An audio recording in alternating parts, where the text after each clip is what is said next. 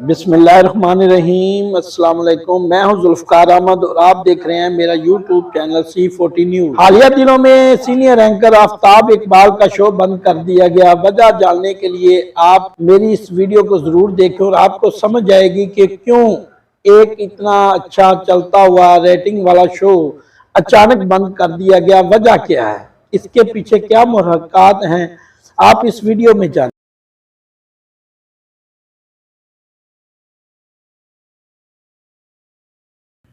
बाजवा साहब नंबर 1 रहणगे हमेशा। मैं समझना गए वक्तां तो लैके नंबर 1 कि अज तोड़ी पाकिस्तानी कौम नू जी, पाकिस्तानी रियासत नू और पाक फौज नू जी किसे फर्दे वाहिद इन्ना नुकसान नहीं अपड़ाया ओए जिन्ना कल्ले बाजवा साहब अपड़ाया। ये तुर्रा इम्तियाज हुंदा ना, जिस दी किस्मत अल्लाह ने लिख दिता हो जी जी ते बाजवा साहब ये सारा कुछ लिखा के लियाया है।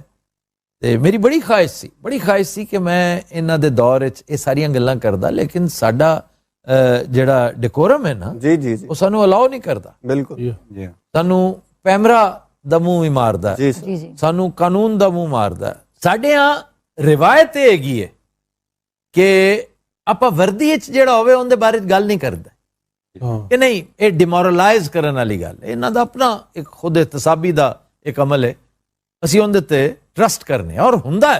बड़े बड़े वड्डे चोरां डकैतां नूं फौज ने नथ पाई हुई है, वर्दी टंगिया होया बड़िया बड़िया नूं। अजे 1 साल भी नहीं होया, अजे तां एक बड़ा वड्डा केस सी वो टंगी गया बेचारा।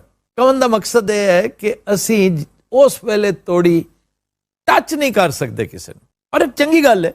हाँ जी, क्योंकि तुसी एक बंदे दे खिलाफ गल करदे हो, खास तौर ते ओ वर्दी च भी होवे और होवे भी सरबराह फौज दा, वो लगदा तुसी पूरी फौज नूं ब्लैक पेंट कर रहे हो। हाँ जी, इस दिहाड़े लिए इस दिन का इंतजार हाँ सारिਆਂ ਨੂੰ।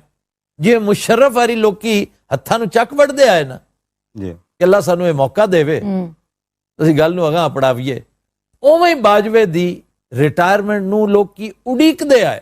ਅਜੇ ਤੇ ਪਾਰਟੀ ਮੈਂ ਨਾ ਸ਼ੁਰੂ ਹੋਈ ਹੈ, ਅਜੇ ਤੇ ਗੱਲ ਜਿਹੜੀ ਹੈ ਨਾ ਖਰੇ ਕਿੱਥੋਂ ਦੀ ਕਿੱਥੇ ਅੱਪੜ ਸੀ। ਇਹ ਕੁਝ ਲੋਕ ਨੇ ਜਿਹੜੇ ਰੱਸਾ ਤੁੜਾ ਕੇ ਜਾਲ ਤੁੜਾ ਕੇ निकल जाते होंगे।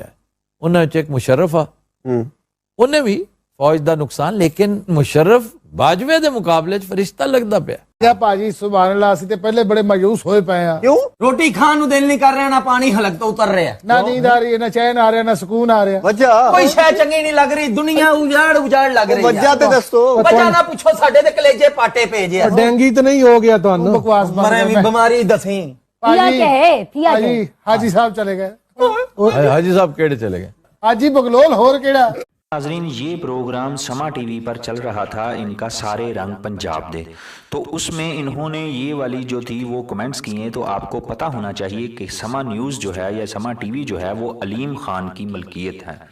जो हैं वो इस वक्त इमरान खान मुखालिफ बयानिए पर काम कर रहे हैं और आफ्ताब इकबाल की हालिया मुलाकात ने बहुत हलचल मचा दी है। इस वजह से उनके प्रोग्राम को काफ़ी तनकीद का सामना भी करना पड़ा और उनका प्रोग्राम बंद भी कर दिया गया।